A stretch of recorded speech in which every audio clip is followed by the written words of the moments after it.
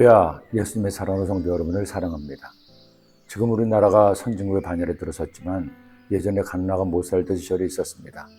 전쟁으로 나라는 폐허가 되어버렸죠.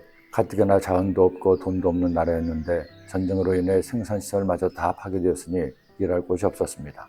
그러다 보니 전 국민의 반 이상이 실업자였습니다. 거리마다 할 일이 없어 소상인 사람들로 북적였습니다. 일을 하고 싶어도 일을 할 수 없어 독일로, 베트남으로, 중동으로 일자리를 찾아다니던 시절도 있었죠. 그런 우리나라가 경제개발 계획을 수립하고 우리도 잘 살아보자는 목표를 가지고 달려온 지 60년, 세계사에서 유례가 없는 부흥과 성장을 이루어낸 것입니다. 더구나 숱한 시행착오를 겪으면서 정치적으로도 민주주의를 이뤄냈으니 이 일 또한 감사할 따름입니다.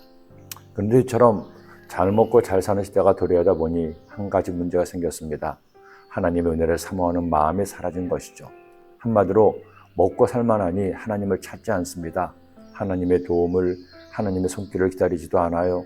나라가 먹여 살려야 한다고 사람들이 힘을 합치고 지혜를 모으면 유토피아를 이룰 수 있다고 주장합니다. 그러나 여러분, 아무리 제도가 훌륭하고 사람들이 뛰어나도 사람은 결코 유토피아를 이룰 수 없습니다. 민주주의든 공산주의든 독재정치든 왕정이든 사람이 하는 일은 한계가 있습니다. 그 사람의 내면 깊은 곳에 있는 죄성은 결코 사람의 힘으로 의를 이루게 할 수 없기 때문입니다. 오죽했으면 바울 같은 이도 이처럼 자신을 돌아보며 탄식했을까요? 내 속사람은 하나님의 법을 즐거워하되 내 지체 속에서 한 다른 법이 내 마음의 법과 싸워 내 지체 속에 있는 죄의 법으로 나를 사로잡는 것을 보는도다. 오라 나는 공간 사람이로다. 이 사망의 몸에서 누가 나를 건져내랴. 여러분, 우리에게는 하나님의 도우심이 필요합니다. 아무런 값을 지불하지 않아도 그저 내려주시는 하나님의 은혜의 단비가 내려야 합니다. 모든 사람이 예수님을 자신의 구주로 믿고 그분을 의지하도록 주님의 복음을 전해야 합니다. 아무리 국민소득이 높아지고 의술이 발달하고 복지혜택이 좋아도 결코 행복을 살 수 없음을 깨달아야 됩니다. 그러기 오늘날에도 하나님의 자녀갈 일은 이것이죠. 행복의 근원이신 예수님을 전해야 합니다. 오직 예수님만이 나를 구원하시고 나를 사랑하시며 나에게 참 평안을 주시는 분이심을 전하는 것, 이것이 우리가 할 일입니다. 예수님은 하나님의 아들이셨습니다. 예수님은 우리의 구주가 되시기 위해 세상에 오셨습니다. 그런 예수님조차도 가장 우선 하신 일이 진리를 전하는 것, 전도한 것이었습니다.